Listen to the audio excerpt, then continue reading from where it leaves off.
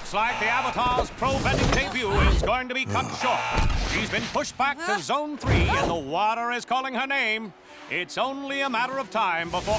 Hold the phone! Stop the presses! She's still in the game, folks, and she's moving like an entirely different player. All of a sudden, the platypus bear strikes her only striking air.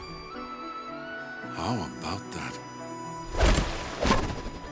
The platypus bears have no juice left, but Mako and Bonin are still fresh and juicy. Fresh and juicy! That's the new name. I love Fresh it. and juicy.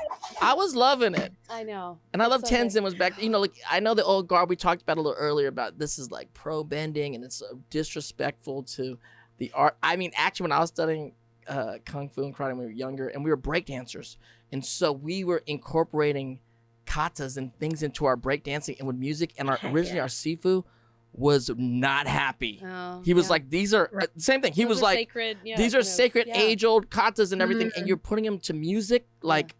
You're dancing to like Eye of the Tiger, and we're like, but we're like, it feels we natural. felt like It feels we're celebrating it. We're not disrespecting it, but I felt it has that same push and pull. You know? Yeah, I agree. Well, I feel like it's a great example of like not every learning situation works for every person. Like Tenzin was trying to make her learn the way all of the other airbenders in history learned. And it took something else completely separate for it to click for her. It was just a nice example of like every single person has their own process on how they process new information and new skills. And she found what works for her. Yeah, I love that. That's definitely something we can take into the real world, that just because you might not grasp a skill in exactly the same way someone else learned it, that doesn't mean that your brain might just be wired differently, and that we need to embrace that and find ways to cultivate that and nurture that instead of just being rigid and saying, no, there's only one way to do this and, you know, and no other way. So I love that, Darcy Rose. I think that's so true. And also just I have a question though. Oh yeah, go ahead. Was she cheating? Because she's not airbending, but she's using airbender techniques that she learned from airbenders. But anyone I don't think can she's use cheating. I think she was being. Yeah, she was being what? It feels gray area. It's great. And also, there's no airbenders in the pro bending. I guess that's below them. As a whole. Yeah. There's none left. It's just Tenzin and the kids. I guess so. Well, you know, Milo, y'all can get out there in the pro bending scene. I mean, Darcy Rose broke my brain by accusing Korra of cheating. Now listen. I want to save that conversation for the end. I don't when we think sort of talk about our hot takes, because I think you might be onto something, but I also am like horrified by that. So let's push away from that for a moment. But I do want to come back to it. Don't ask me why. But I'm going to very quickly say, speaking of these kind of beautiful parental figures in the shows, here you have this amazing character in Tenzin who is reminiscent of Iroh in the sense that I think for me emotionally, and JK is so perfect for this because I felt this in the room, like I wanted to please no one more than I wanted to please JK Simmons as an actor to actor. So that very much parallels like the moment when Tenzin is proud of Korra is very emotional for me. It really feels like that is the person you want to win over. That is not an easy person to win over. And so when that person is proud of you, you feel it so deeply, and it feels extra good, I guess is where I'm going with that. Darcy Rose, do you have an experience like that where you're sort of pushed up against the wall in some way and something clicks for you? And it's totally okay if that doesn't, you don't have like a perfect example, but there's always those moments when something clicks. It's always right after it's really, really frustrating. I think I get it a lot with musicianship. My hands have always been trying to keep up with what I hear in my brain. There was like this one section of reading that sheet music and trying to get my hands to do it where I was just like, I don't understand. I know she's a human. She's got 10 fingers. How did she write this? How is she playing this? And then when it finally clicks, it's like, it just feels like an expansion, like something is get in the flow. Up, and it's like, oh, got it. I love that. Yeah. All right.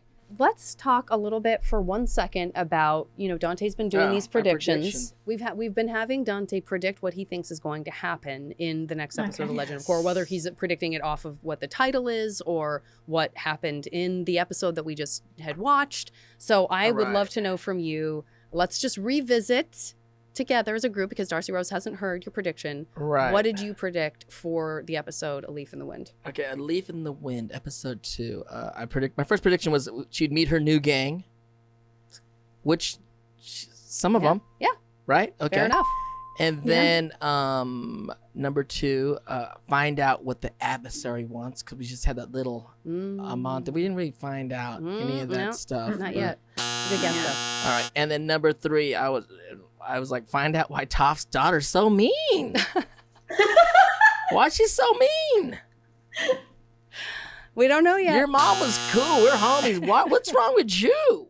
Her mom was cool, but her mom was also mean. Her mom she was also a cool mean. Yeah, a little. Yeah, she was. Ornery. Talk about a person you want to win over.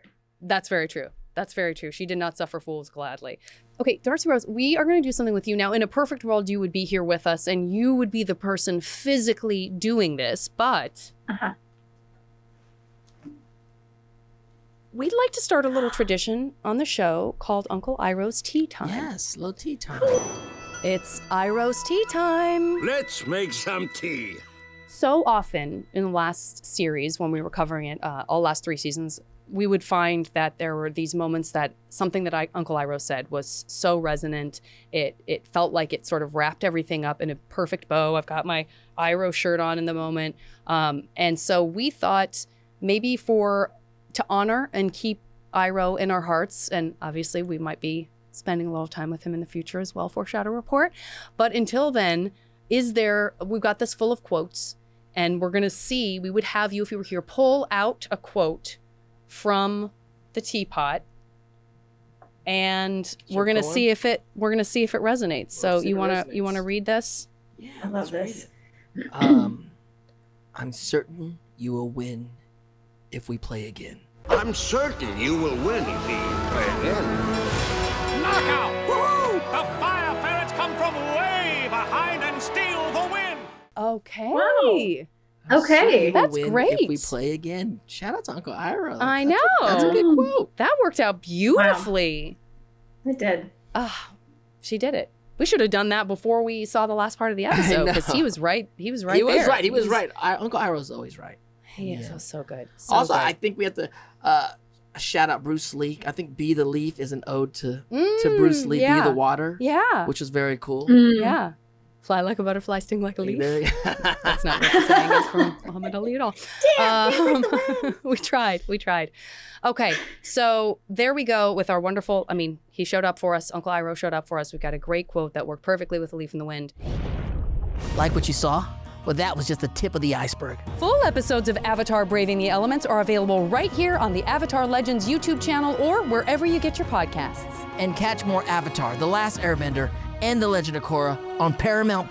My era's not over yet!